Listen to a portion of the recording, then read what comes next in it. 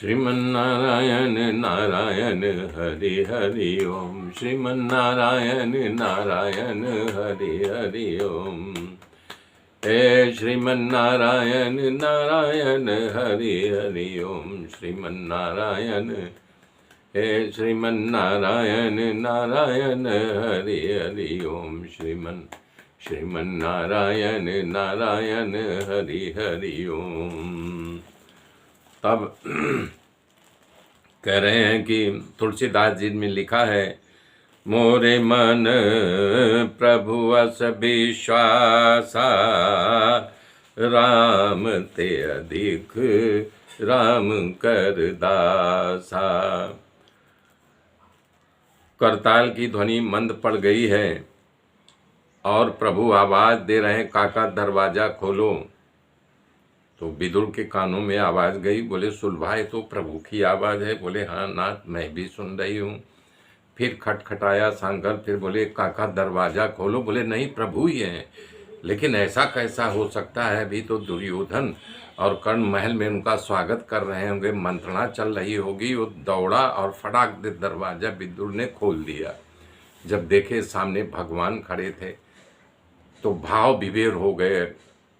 ये रियल घटना आप अनुभव में ला सकते हो। अगर अकस्मात कोई घटना घट जाए या अकस्मात कोई आपके दरवाजे पर हाजिर हो जाए जिसका इंतजार कर रहे हैं, नहीं आ रहा है, तो हक्का बक्का यानी भाव विभोर हो जाना।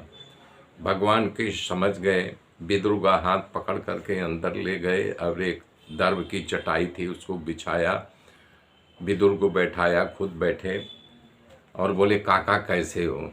तब तो और भाव विभोर हो गए। बोले प्रभु मैं ठीक हूँ, आपकी कृपा है। कृपा क्या है, बथुआ का साग खा रहे हैं, खा करके कीर्तन कर रहे हैं, बात सही है कि सब छूट गया, भजन कर रहे हैं। यही सुग्रीव ने राम से भी कहा है, रामायण में बाबा तुलसीदास जी ने लिखा है, अब प्रभु की कृपा करहूँ यही भांति, सब तजी भजन करऊं दिन राति।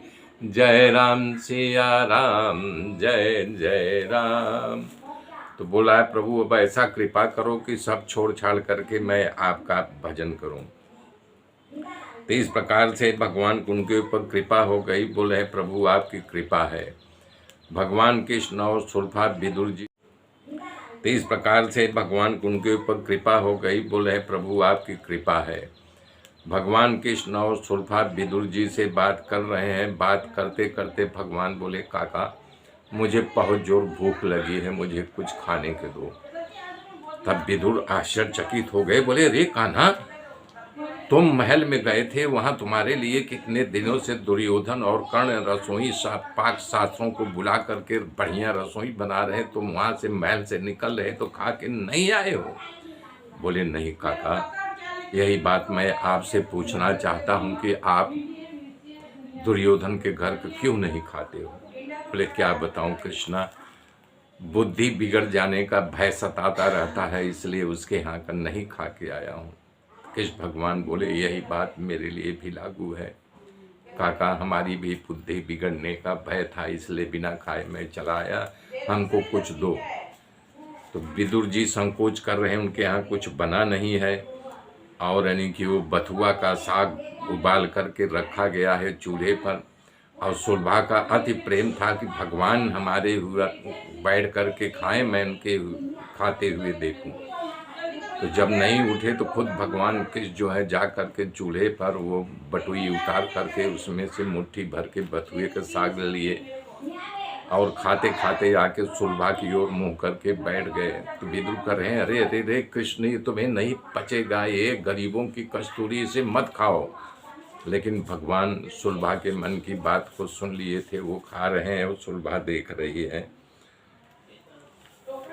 तब राजा परीक्षित ने सुखदेव जी से कहा, ये बात फिर ये मैत्रेय जी की मुलाकात विदुर जी से कहाँ हुई थी। राजा परीक्षित ने प्रश्न किया है कि ए भगवान, मैत्रेय जी से सुखदेव जी की मुलाकात कब हुई, इन दोनों के बीच में क्या संवाद हुआ। और हमारे पूर्वज विदुर जी महल छोड़ करके झोपड़ी बना करके यमुना के तीरे क्यों रहा करते थे? सुखदेव जी ने कहा, परीक्षित, उस समय की कथा है जब अंधरा धृष्ट, अंधे तो था ही लेकिन पुत्र मोह में पड़ करके पांडवों के साथ बहुत उनको यातना दिया। मेरे मित्रों, आगे की कथा कल छोड़ूंगा, तब तक के